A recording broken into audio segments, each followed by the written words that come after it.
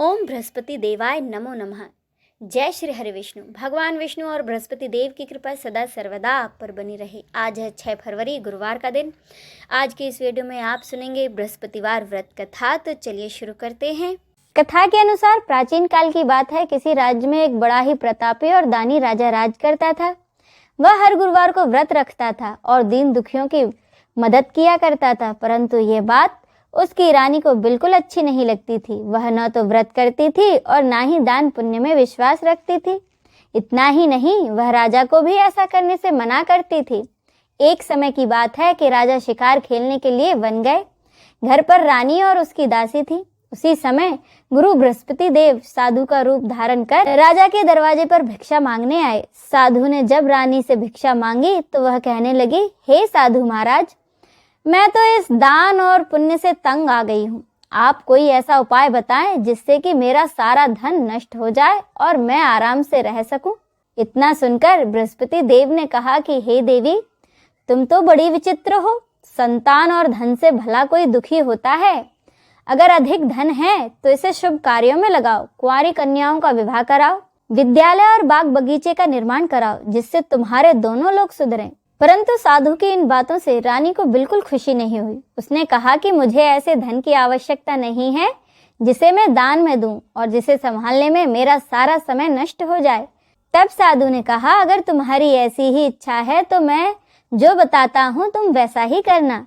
गुरुवार के दिन तुम अपने घर को गोबर से लीपना, अपने बालों को पीली मिट्टी से धोना, राजा से हजामत बनाने को कहना, भोजन में मांस मदिरा का प्रयोग करना, कपड़े धोबी के यहाँ धुलने देना। इस प्रकार 7 बृहस्पतिवार करने से तुम्हारा समस्त धन नष्ट हो जाएगा। इतना कहकर साधु के रूप में आए बृहस्पति देव वहां से अंतर्धान हो गए। साधु के कहे अनुसार रानी को केवल 3 ही बृहस्पतिवार बीते थे कि उसकी समस्त धन संपत्ति नष्ट हो गई। तब एक दिन राजा रानी से बोला कि रानी, तुम यहीं रहो, मैं दूसरे देश जाता हूँ, क्योंकि यहाँ पर सभी लोग मुझे जानते हैं, इसीलिए मैं कोई छोटा काम नहीं कर सकता। ऐसा कहकर राजा दूसरे देश चला गया। वहां वह जंगल से लकड़ी काट कर लाता और शहर में जाकर बेचता।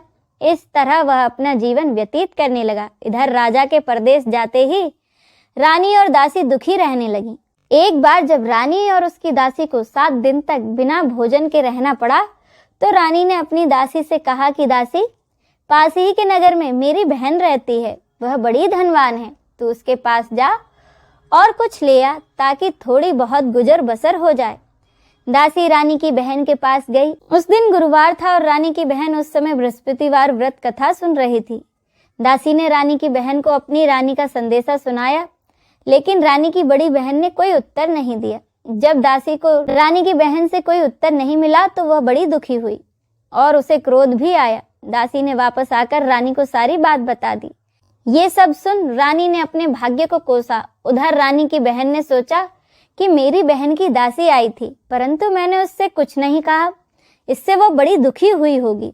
कथा सुनकर और पूजा समाप्त करके वह अपनी बहन के घर आई और कहने लगी कि बहन, मैं बृहस्पतिवार का व्रत कर रही थी, तुम्हारी दासी मेरे घर आई थी, परंतु जब तक कथा पूरी नहीं होती तब तक ना तो उठते हैं ना ही कुछ बोलते हैं, इसीलिए मैं नहीं बोली। बताओ दासी, क्यों आई थी? रानी बोली, बहन, तुमसे क्या छुपाऊं, हमारे घर में खाने तक को अनाज नहीं है। ऐसा कहते कहते रानी की आंखें भर आईं। उसने दासी समेत पिछले 7 दिनों से भूखे रहने की पूरी बात अपनी बहन को बता दी। रानी की बहन बोली, देखो बहन, भगवान बृहस्पति देव सबकी मनोकामनाओं को पूरा करते हैं। देखो, शायद तुम्हारे घर में कहीं अनाज रखा हो। पहले तो रानी को विश्वास नहीं हुआ, पर बहन के आग्रह करने पर उसने अपनी दासी को अंदर भेजा तो उसे सचमुच अनाज से भरा एक घड़ा मिला। यह देखकर दासी बड़ी हैरान हुई। दासी रानी से कहने लगी कि रानी, जब हमको भोजन नहीं मिलता था तो हम व्रत ही तो करते थे, इसीलिए क्यों ना इनसे व्रत और कथा की पूरी विधि पूछ ली जाए ताकि हम भी व्रत कर सकें। तब रानी ने अपनी बहन से बृहस्पतिवार व्रत के बारे में पूछा। उसकी बहन ने बताया, बृहस्पतिवार के व्रत में चने की दाल और गुड़ केले की जड़ में अर्पित करें तथा दीपक जलाएं। व्रत कथा सुने और पीला भोजन ही करें, इससे बृहस्पति देव और भगवान विष्णु दोनों ही प्रसन्न होते हैं। व्रत और पूजा की विधि बताकर रानी की बहन अपने घर लौट गई। 7 दिन के बाद जब गुरुवार आया तो रानी और दासी ने व्रत रखा। वह घुड़साल में जाकर चना और गुड़ ले आईं। फिर उससे केले की जड़ तथा भगवान विष्णु की पूजा की। अब पीले भोजन की चिंता को लेकर दोनों बड़ी दुखी हुई, क्योंकि उन्होंने व्रत तो रखा था, इसीलिए बृहस्पति देव उनसे प्रसन्न थे। वह एक साधारण व्यक्ति का रूप धारण कर 2 थालों में पीला भोजन दासी को दे गए। भोजन पाकर दासी बड़ी प्रसन्न हुई और फिर रानी के साथ मिलकर भोजन ग्रहण किया।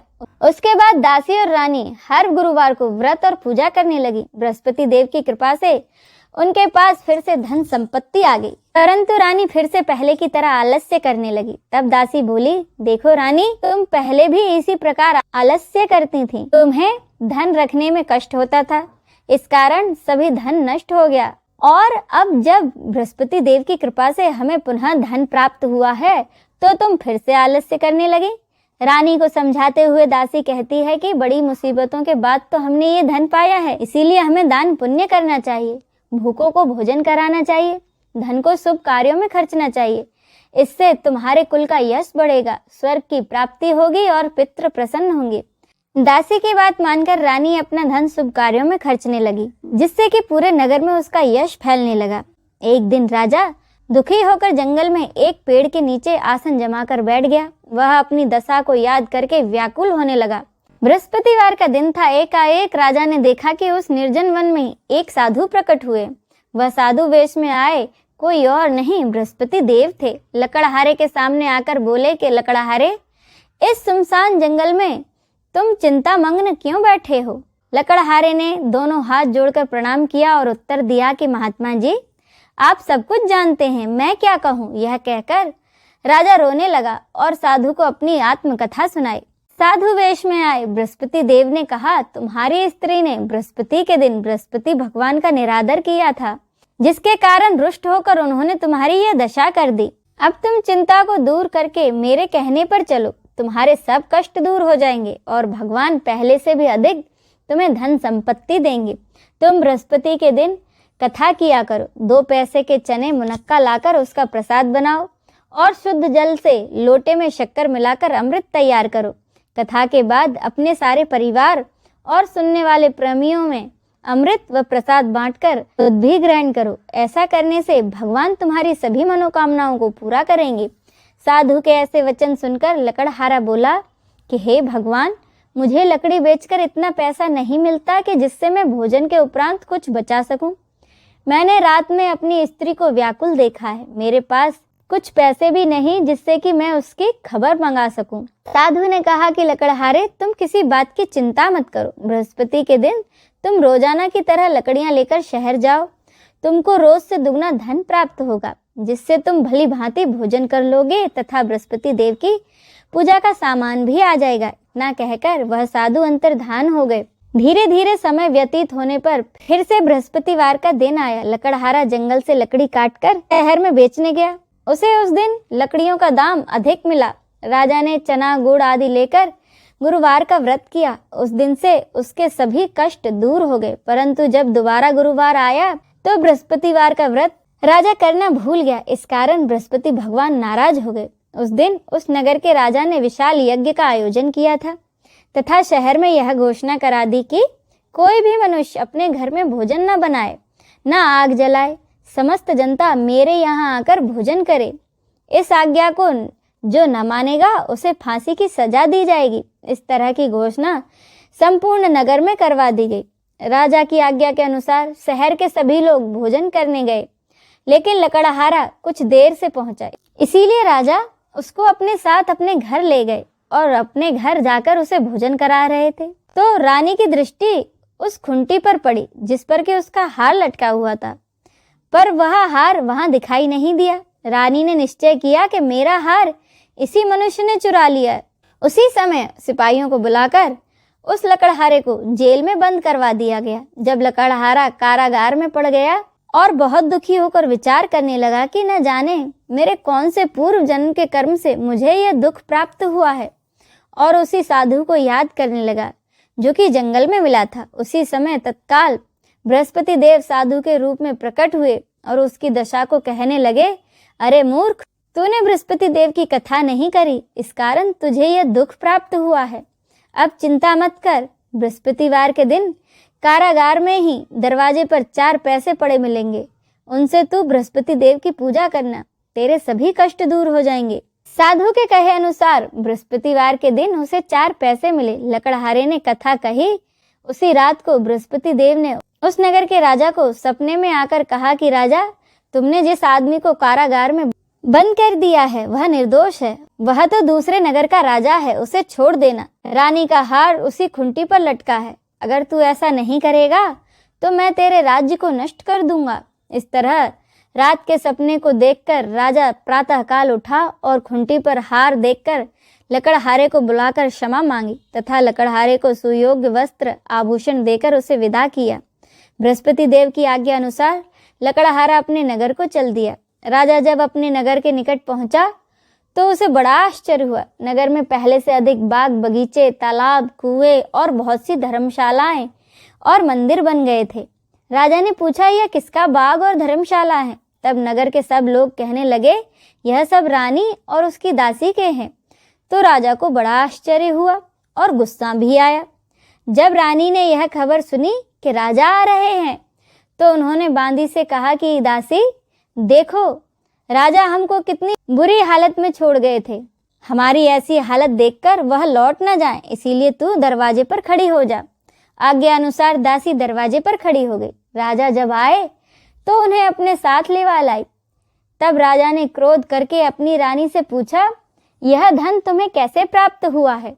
तब उन्होंने कहा, हमें यह सब धन बृहस्पति देव के कृपा से प्राप्त हुआ है। राजा ने निश्चय किया कि अब 7 रोज बाद सभी बृहस्पति देव का पूजन करते हैं, परंतु मैं प्रतिदिन 3 बार कहानी तथा रोज व्रत किया करूंगा। अब हर समय राजा के दुपट्टे में चने की दाल बंधी रहती तथा दिन में 3 बार कहानी कहता। एक रोज राजा ने विचार किया, चलो अपनी बहन के यहाँ हो आऊं।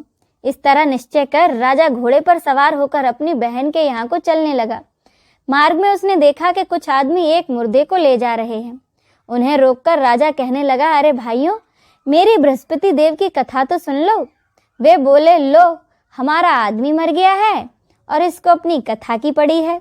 परंतु कुछ आदमी बोले, अच्छा कहो, हम तुम्हारी कथा भी सुनेंगे। राजा ने दाल निकाली और जब कथा आदि हुई तो मुर्दा हिलने लग गया और जब कथा समाप्त हो गई तो वह मुर्दा राम राम करके मनुष्य की तरह उठ खड़ा हो गया। आगे मार्ग में उसे एक किसान खेत में हल चलाता मिला। राजा ने उसे देखा और उससे बोले, अरे भैया, तुम मेरी बृहस्पतिवार की कथा सुन लो। किसान बोला, जब तक मैं तेरी कथा सुनूंगा तब तक 4 हरिया तो जोत लूंगा, जा अपनी कथा किसी और को सुनाना। राजा के खेत से हटते ही बैल पछाड़ खाकर गिर गए तथा किसान के पेट में बड़ी जोर का दर्द होने लगा। उसी समय उसकी माँ रोटी लेकर आई। उसने जब देखा तो अपने पुत्र से सब हाल पूछा।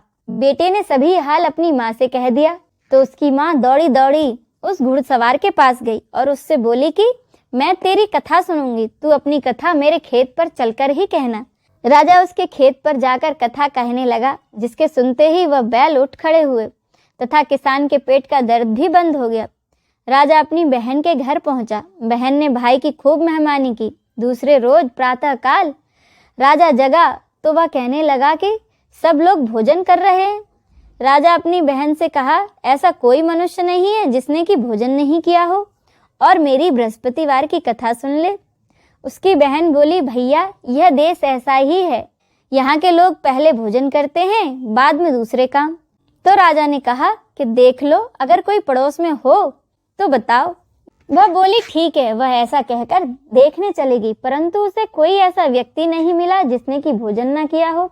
अंत में वह एक कुम्हार के घर गई जिसका लड़का बीमार था। उसे मालूम हुआ कि उनके यहाँ 3 रोज से किसी ने भोजन नहीं किया है। रानी ने अपने भाई की कथा सुनने के लिए कुम्हार से कहा तो वह तैयार हो गया।